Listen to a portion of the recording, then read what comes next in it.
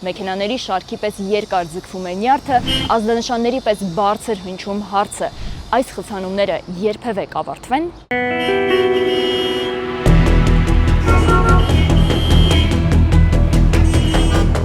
Հիմի հույս կա, որ մի բան կարան կանենք այդտեղ։ Միանշանակ հույս կա։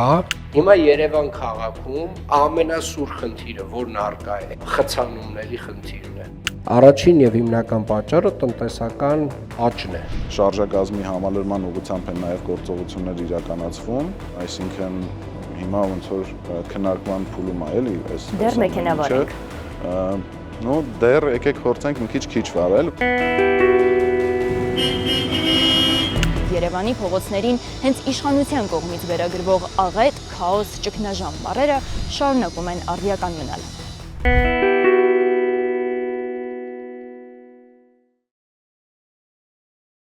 Երևանը կրթում է մեզ։ Ամեն անգամ A կետից B կետը հասնելու ընթացքում մենք սպասել ենք սովորում։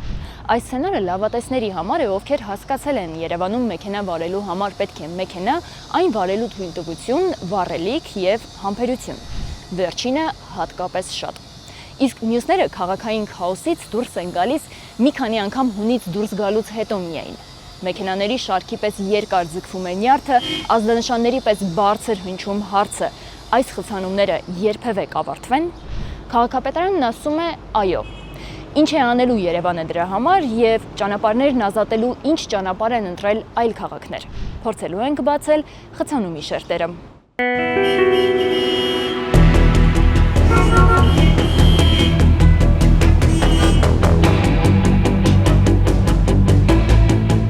Պատկերներն արվել են սովորական մի 5 շաբթի, երբ քաղաքում ոչ մի արտառոց իրադարձություն չկար։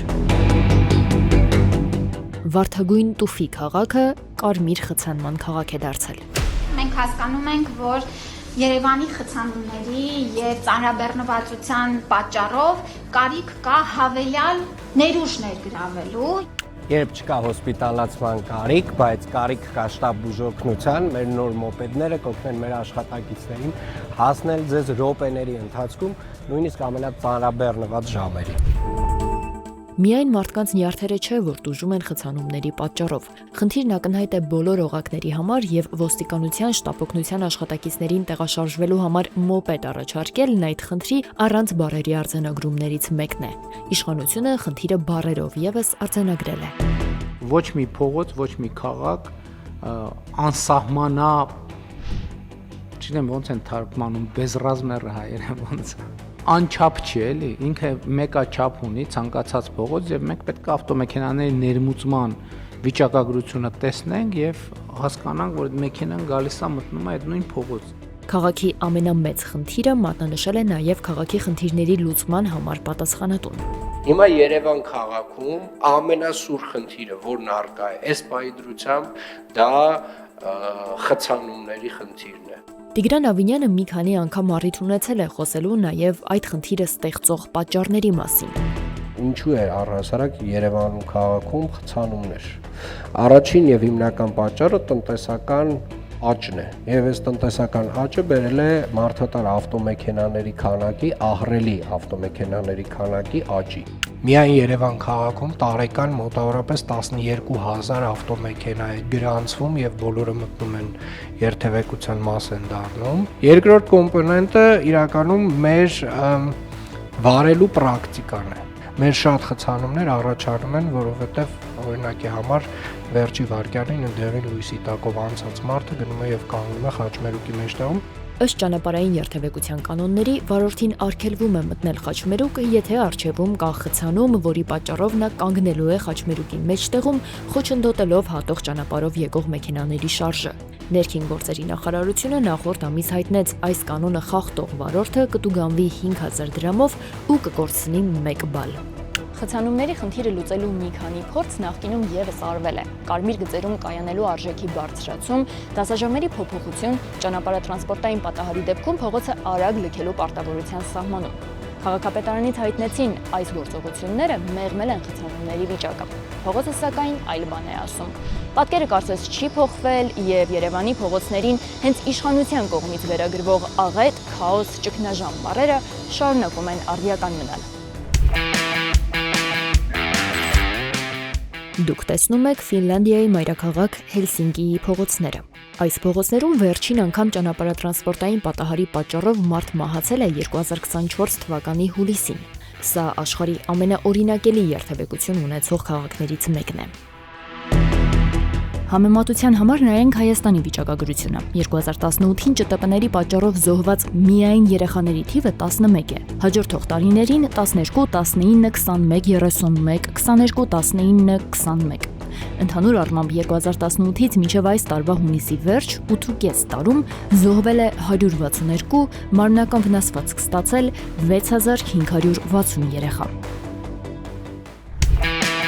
Վերադառնանք Հելսինկի։ Այստեղ հասկացել են, որ շատ մեքենաները շատ խնդիրներ են առաջացնում ու իրենց ճանապարհներին չզոհված երեխաներին վաղ հասակից սովորեցնում են, ինչ որտեղ գնալը կարող է նաև առողջարար լինել։ Այս քաղաքի փողոցներից կեսից ավելիում առավելագույն արագությունը 30 կմ/ժ-ն է։ Ճեմուղիներն ու հեծանվային արահետները հուսալի տրանսպորտային ցանցի առկայությամբ նվազեցրել են կախվածությունը մեքենաներից։ Աշխարհի մի շարք քաղաքներ այս խնդրի լուծման սեփական տարբերակն են մշակել։ Այսպես օրինակ Լոնդոնում կոնկրետ փողոցներ մեքենայով մտնելու համար պետք է վճարել։ Սինգապուրում 10 տարով մեքենա ունենալու թույլտվությունը գնում են շատ բարձր արժեքով, կառավարությունը սահմանում է թույլտվությունների սահմանափակ քանակ, որոնք վճարվում են աճուրդով։ Վճարովի փողոցների գաղափարը գործում է նաև այս քաղաքում։ Այսպիսով մեքենա վարելը ոչ թե արգելված պտուղ, այլ թանկ հաճույք է։ Այլ քաղաքներ ուրիշ ճանապարհ են ընտրել։ Իսպանական Բարսելոնան օրինակ ստեղծել է սուպերբլոկներ, որտեղ մեքենաներից գողացված ճանապարհը տրվում է հետիոտնին հեծանվորդին։ Այդ տարածքներում որոշակի ժամանակահատվածում թույլատրվում է մեքենա վարել, սակայն առավելագույնը 10-ից 20 կմ/ժ արագությամբ։ Իսկ Հայաստանում մեր տեսլականը գլոբալ առումով այն է, որ Երևան քաղաքում պետք է գերակայի հանրային տրանսպորտը պետք է ունենա առանձնացված գծեր, հանրային տրանսպորտը պետք է լինի ամենահարմարավետ միջոցը քաղաքով տեղաշարժվելու համար։ Քաղաքապետարանը Երևանի փողոցներին շնչելու, մարդկանց ազատ տեղաշարժվելու հնարավորություն տալու համար հունվարին ստեղծել է երթևեկության կառավարման կենտրոն, որին ուղղված առաջին հարցը հստակ է՝ խցանումների խնդիրը լուծելու եք։ Միջոցառումների արդյունքում փորձելու ենք անել լավագույնը եւ մաքսիմալը, որպեսզի հնարավորինս նվազեցնենք եւ փորձենք բարելավել իրավիճակը, բայց միանգամյա գործողություններով մշտապես խնդիրը լուծել չենք կարողանա։ 7 ամիս աշխատող հիմնարկին ինչ է կարել այս ընթացքում հարցը տալուց առաջ, առաջարկում ենք տեսնել ինչ մասնագետներ են աշխատում կենտրոնում ու որքան աշխատավարձ են ստանում։ Խցանումների հարցը լուծելու համար աշխատում են 1 տվյալների գիտնական, 2 տվյալների վերլուծաբան, 3 ճարտարագետ, 18 մշտադիտարկման օպերատոր, 8 պահակ եւ այլ մասնագետներ։ Կենտրոնը ընդհանուր առմամբ 74 աշխատակից ունի, որոնք ընդհանուր 41 միլիոն 295 հազար դրամ աշխատավարձ են ստանում։ Մենք հիմա այս պահին արդեն իսկ ունենք ստեղծած մեր տվյալների պահոցը, որտեղ հավաքագրում ենք տվյալներ, արդեն իսկ որոշակի աղբյուրներից, բայց նպատակն է այդ աղբյուրների քանակը մեծացնել, որպեսզի ունենալ ավելի լավ տվյալներ հետազոտության համար։ Մենք արդեն իսկ ունենք Երևան քաղաքի երթուղային ցանցի թվային տարբերակը։ Մենք ունենք թվայնացված Երևան քաղաքի կանգառները ու արդեն իսկ այս մեր տվյալների պահոցում ունենք հավաքագրվող տվյալներ տրանսպորտի հաճախականության վերաբերյալ, միջին արագության վերաբերյալ ու այս բոլոր տվյալներն իրար հետ համադրելով արդեն իսկ հնարավոր կլինի ունենալ շոշափելի արդյունքներ։ Դավիթ Ավանեսյանի խոսքով այս պահին Երևանում երթևեկության միջին արագությունը 26-27 կմ/ժ է։ Հիմնական նպատակն այն է, որ մարդիկ հասկանան տրանսպորտով երթևեկելն ավելի արագ է եւ մեքենան տանը թողնելու որոշում կայացնեն։ Եթե վաղը ինչ-որ հրաշքով բոլորս որոշենք ականջալուր լինել քաղաքապետարանի հորդորին ու տանը թողնել մեքենաները,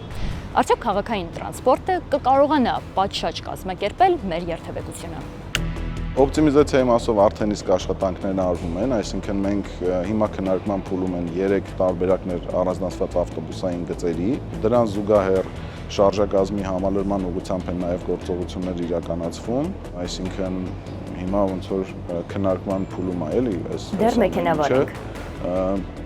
Դեռ եկեք փորձենք մի քիչ վարել, որովհետև 1-ից 2 կիլոմետր հեռավորություն ախտարելու համար մենք օգտվում ենք մեր անձնական ավտոմեքենաներից։ Քաղաքապետարանում հստակ դիրքորոշումներից է ցանկացած որոշում ցավոտ է լինելու անձնական մեքենան նախընտրողների համար։ Լսել եմ տարատեսակ մեկնաբանություններ, որ մինչև իսկ մարդատար մեքենաների հետ կապված պոտենցիալ սահմանափակումները մարդկանց ազատության սահմանափակում են։ Դա կարծում եմ նուրբ ասած իրականությանը չի համապատասխանում, որովհետև եթե մենք որոշակի նոր կանոնակարգեր եւ կառուցակարգեր չստեղծենք քաղաքում,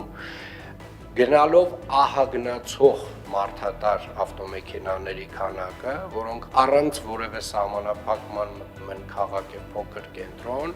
ուղղակիորեն բերելու են մի իրավիճակի, երբ որ որևէ մեկը իր ավտոմեքենայով բակից դուրս գալուց հետո ուղղակի չի կարողանալու առաջ շարժվել։ Խցանումների խնդիրը հաղթահարած քաղաքների օրինակները դիտարկելիս մեկ օրինաչափություն ենք նկատում։ Դրանցից որևէ մեկում խնդիրը չի լուծվել նոր ճանապարհներ կառուցելու միջոցով։ Ամենահաջողված օրինակներում քաղաքային իշխանությունը փորձել է նվազեցնել անձնական մեքենա ունենալու անհրաժեշտությունը, ոչ թե ավելացնել ասֆալտի երկարությունը։ Ստացվում է, սահուն երթևեկություն ունենալու համար սահմանափակ ճանապարհներ են պետք։ Եվ գուցե այդ դեպքում նվազի ոչ միայն խցանումների, այլև նյարդային մարդկանց թիվը։